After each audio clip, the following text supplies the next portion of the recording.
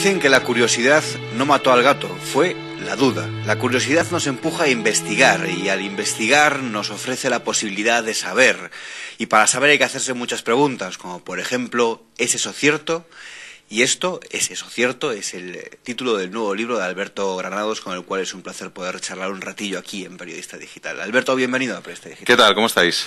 Muy bien, además inmiscuyéndonos en este ¿es eso cierto?, en el que en gran parte del libro creo que elaboras un nuevo método científico que es reír y luego pensar, o sea, reír luego pienso, ¿no? Bueno, al menos así es una de las frases que atesoran los que hacen los premios Ig Nobel, ¿no? Esos famosos premios que pues tienen como costumbre todos los años, a la vez más o menos que se celebra el Nobel, pues darle premios a esas personas que han hecho investigaciones delirantes, ¿no? Entonces una de sus máximas son investigaciones que primero te hacen reír y luego te hacen pensar, ¿no? Porque aunque nos parezcan extrañísimas, luego al final resulta que casi todas de ellas tienen una explicación científica y se han hecho por algo. Claro, uno se encuentra con investigaciones como, por ejemplo, un estudio sobre la pelusa que se reúne en el ombligo de las personas o los efectos secundarios, que es increíble, de una espada introducida en la garganta, ¿no? Sí, a un científico se le dio por pensar que era lo que ocurría si había algún tipo, cuando uno se introduce un sable, si tenía algún tipo de consecuencia después, ¿no? No me salía la palabra. Entonces resulta que un médico se puso a investigar a ver qué casuística había, a ver si había algún caso de alguien que hubiera tenido algún accidente, y efectivamente había dos. Además son dos casos curiosísimos.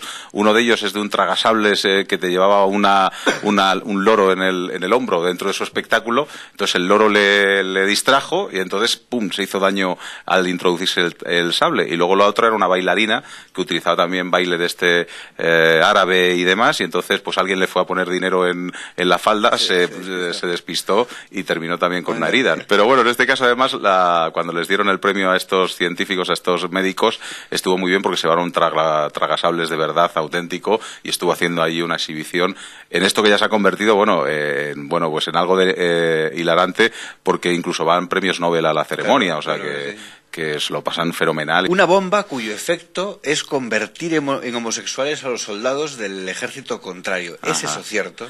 Bueno, pues al menos así fue una investigación que llevaron a cabo pues alguien que descubrió papeles que inmiscuían al ejército americano en ese tipo de investigaciones, ¿no? Decían que se iban a gastar 7,5 millones de dólares en esa especie de bomba que tirada en el frente supondría que, bueno, pues con un fuerte afrodisíaco haría que la tropa entre ellos, bueno, pues tuvieran un fuerte impulso sexual, se pusieran ahí a practicar sexo entre ellos, con lo cual con eso desanima muchísimo a la tropa. Claro, el ver cómo está todo aquello, bueno, pues cada uno con otros y demás, pues eso pensaban que iba a desmoralizar mucho a la tropa. Y bueno, el ejército americano salió a desmentir esa noticia, pero sí que había gente que decía que había habido papeles y que se había por lo menos empezado la negociación de ver si se podía hacer o no, ¿no? Correcto. Oye, hablando de sexo, ¿no? Otro capítulo lo dedica a las leyendas urbanas, y claro, que es aquello que damos por sentado, pero bueno, que vienen los científicos y dicen, no, ojo, que esto es leyenda, ¿no? Como por ejemplo, que los hombres pensamos en sexo cada 6 segundos, cosa que, como dice usted en el libro, algunos dirían, no, seguramente cada más. Cada más, ¿no? O cada menos tiempo, vamos. Eso en principio había sido una investigación que aseguraba que el hombre pensaba cada 6 segundos en sexo, ¿no? Lo que pasa que yo lo desmiento, porque bueno, todavía hoy en día con la ciencia que tenemos, tal y como la tenemos hoy en día, no hay ningún aparato que pueda medir la capacidad de pensamiento del ser humano. Nos tiramos muy pronto a la piscina de las encuestas, tal vez. Yo tengo una frase que es muy divertida, que es que lo único cierto de una encuesta es que el 50% es la mitad.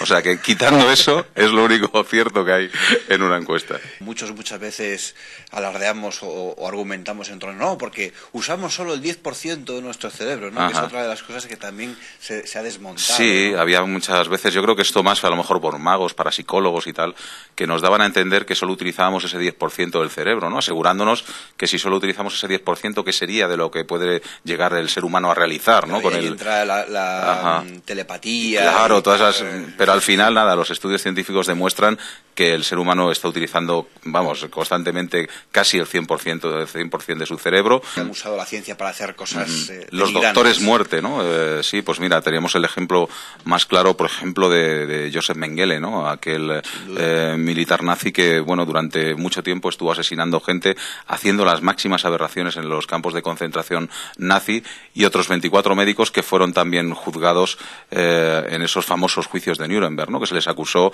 pues de hacer prácticas aberrantes. Este Mengele era curioso la sangre fría que tenía, como iba pues al tren donde venían los judíos, los detenidos, iba silbando melodías de música clásica y iba eligiendo a las personas que directamente iba a matar o que iba a gasear o que iba a experimentar con ellos, ¿no? Obsesionado especialmente con los gemelos, a los cuales pues les realizaba todo tipo de investigaciones y de análisis y de pruebas, y la verdad es que es terrible todo lo que ocurrió, ¿no? Y como él, otros muchos doctores y enfermeros, porque claro, el que está en contacto con el enfermo y trabaja en un hospital, en un turno, claro, tiene esa facilidad de poder actuar cuando nadie le ve, ¿no? Y además son muertes que muchas de ellas no se pueden demostrar. Con su programa y escribiendo este libro, ¿ha llegado a alguna conclusión de qué pasa con las células madre? Bueno, yo creo, lo que sí me he dado cuenta es que el ser humano pues le gusta mucho el ego y le gusta mucho destacar, y le gusta en casi todas las profesiones. La tenemos en la nuestra, en el periodismo, donde vemos los periodistas estrella, la medicina, donde vemos los médicos estrella, o en las adjudicaturas, donde vemos a los jueces estrella. En todas las profesiones tenemos que tener alguna estrella, y en este caso pues eso te llega pues a ir rompiendo cada vez algunos límites, ¿no? Y ir rompiendo con algunas cosas legales, ¿no? Esta tarde estaba hablando con un compañero de un médico, bueno, pues que lo que hacía era recoger investigaciones que se publicaban en medios médicos, pero de bajo nivel, y él las cogía, las copiaba, las cambiaba el nombre y las publicaba en sitios pues ya que tenían cierto prestigio, ¿no? Las revistas médicas más importantes, ¿no? Porque, por ejemplo, la carrera espacial, que es una de las etapas más también controvertidas de la historia de la ciencia, cuenta en su libro, por ejemplo, leemos la historia de un enano que fue lanzado al espacio en una misión suicida. ¿Es eso cierto? Bueno, vamos a ver, ese es un capítulo que se llama Los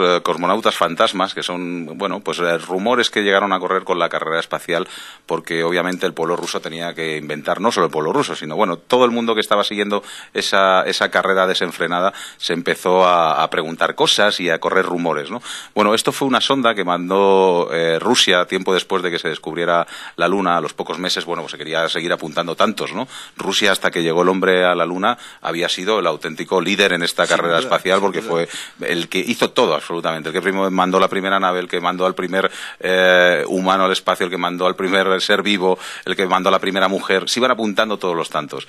Los americanos llegan a la Luna, se apuntan ese tanto, y entonces los rusos empiezan a mandar sondas lunares a la Luna, ¿no? Allí empezaban a mandar algunas naves que cogían, pues hacían investigaciones científicas de coger temperaturas, viento, trozos de roca, y entonces llevaron un pequeño todoterreno que dejaron durante 3 o 4 meses, que era lo que iba a durar las baterías, bueno, pues el tiempo que iba a poder funcionar esta sonda, y claro, automáticamente la gente, cuando vio las imágenes de ese todoterreno, empezó a correr el rumor por Rusia que verdaderamente lo que era un todoterreno tripulado por un enano de la KGB, un agente enano que iba a una misión suicida, y él sabía que iba a estar 4 meses nada más y que luego iba a morir ahí en el espacio. Sobre todo al principio reflexiona sobre algunos temas de ciencia y lamenta que los científicos o la ciencia tengan muchas veces que mendigar para seguir investigando, para seguir siendo curioso. Sí, es cierto. Yo creo que bueno, en este país tenemos un grave problema, yo creo, sobre todo con el tema de la investigación, ¿no? Es que no se prima la comunicación, ¿no? Cualquier investigador que está inmerso, por ejemplo, ahora me viene el caso, por ejemplo, de José Manuel Galán, ¿no? Es uno de nuestros científicos del CSIC que está trabajando y está haciendo el proyecto de Houthi en Luxor, en Egipto, ¿no? Bueno, él tiene tan solo una semana, 10 días para ir a Egipto todos los años, hacer sus excavaciones, sus investigaciones, y luego viene a España, y todo el material recogido, bueno, pues se tira todo un año investigando, haciendo sus conclusiones y demás, ¿no? Claro, no tiene tiempo para estar atendiendo medios de comunicación, porque está todo muy concentrado en un tiempo, ¿no? Y yo por eso digo que hay que las administraciones tienen que tener en cuenta esto para poder dotar de medios a los científicos, para que no solo sea la investigación en el momento que la tengan que hacer, sino que haya también una correspondencia con los medios de comunicación, que se pueda explicar lo que se hace. Veía en televisión eso, leía reportajes, que se puede acabar el mundo con el lanzador de partículas, y la gente se lo creía y tal. ¿Qué pensaba en esos momentos? Bueno, yo en este aspecto sí que digo, bueno, la ciencia obviamente lo suele tener todo controlado, o lo suele tener casi todo controlado, ¿no? Lo mejor no ponerse en el peor lado, en el lado de Chernóbil y demás, de accidentes importantes que ha habido también por fallos y por errores humanos, ¿no?